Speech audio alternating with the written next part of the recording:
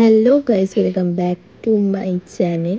তো আজকে তোমরা থাম্বনেল দেখে তো বুঝতে পেরেই গেছো যে আমি কোথায় যাচ্ছি। তো তোমাদের সাথে শেয়ার করব যে আমি কিভাবে, কোন ট্রেনে, কোথা থেকে অ্যান্ড কীভাবে পুজো দিলাম, সমস্তটা তোমাদের সাথে শেয়ার করব। তো চলো, এখন তো রেডি হয়ে গেছি আর উঠেছি আজকে আমি 6:30টার সময় করে, এখন বাজে 7:30। তো আমাদের চান্স আছে 9:05-এর একটা তারকেশ্বর লোকাল আছে হাওড়া থেকে, তো সেটা ধরা। বাট জানি না বাস এতটাই লেট করে দিয়েছে, তো আদৌ পৌঁছাতে পারবো কি না। তো সবে আমরা এখন বাসে উঠেছি, তখন বাজে হচ্ছে 9:05 বাকি। তো আমরা 9:05-এ হাওড়া ঢুকছি। তো তারপর হাওড়ায় যা জ্যামটা থাকে সেটা ওভারকাম করতে করতেই আমাদের 9:15 হয়ে গেছিলো। তো আমরা অলরেডি ট্রেন মিস করে গেছিলাম। তারপর আমরা এখান থেকে টিকিট কেটে নিয়ে চলে এসেছিলাম প্ল্যাটফর্মে। তো আমাদের গার্ড বলে দিয়েছিলো যে 9:02 9:05-এ দেবে। তো আমরা যেহেতু 9:05-এর ট্রেন মিস করে গেছি, তো আমাদের আবার ট্রেন হচ্ছে 9:55, যেটা হচ্ছে আরামবাগ লোকাল। তো ট্রেনের সমস্তটা আমি তোমাদেরকে একটা চ্যাটে শেয়ার করে দেবো। তারপর 9:55-তে ট্রেন এসে গেছিলো। আর এই যে আমাদের নিয়েছিল হচ্ছে ট্রেনের টিকিট হচ্ছে 15 টাকা করে এক একজনের। তো তোমাদের আসতে আর যেতে ট্রেনের খরচা পড়বে 30 টাকা। তো আমার মা এখানে বলছিল, দেখ বেশি ভিডিও করিস না, জানলার পাশে বসে আছিস, বেশি ভিডিও করা যাবে না। তো যাই হোক, তো ট্রেন অলরেডি ছেড়ে দিয়েছে আর মোটামুটি অনেকগুলো স্টেশনের পর তো তোমাদের সবটা শেয়ার করব। তো চলো,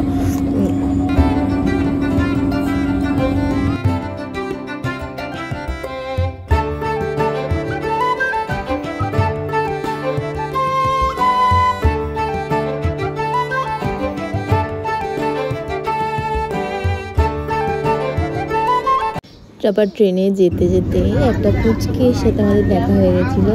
আর এই হলো সেই পুচকেটা, কি মিষ্টি, তোমাদের কি বলবো, খুব মিষ্টি, মানে কাঁদেই না। তারপর একবার বোন নিচ্ছিলো, একবার আমি নিচ্ছিলাম, একবার বোন নিচ্ছিলো, একবার আমি নিচ্ছিলাম। আর ওরাও তারকেশ্বর যাচ্ছিলো।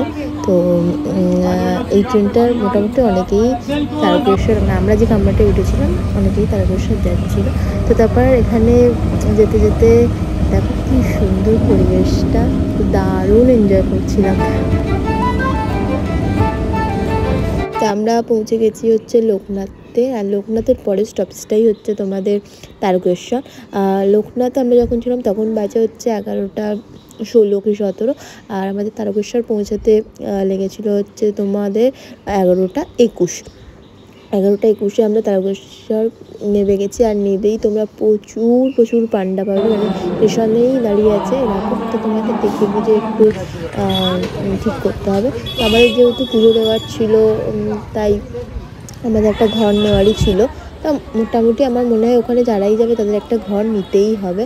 আর ঘর ভাড়া আমাদের থেকে নিয়েছিল হচ্ছে 70 টাকা।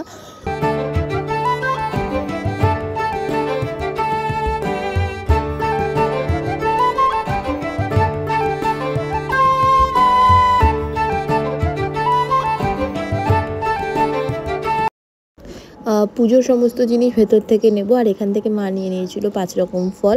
তো 5 রকম ফল নিয়ে আমরা এগিয়ে চলেছিলাম। আর ইনি ছিলেন আমাদের সমস্তটা দেখিয়ে দেবার, পুজোর সমস্ত কিছু দেখিয়ে দেবেন উনি। আর এখানে অনেকে বসেছিল।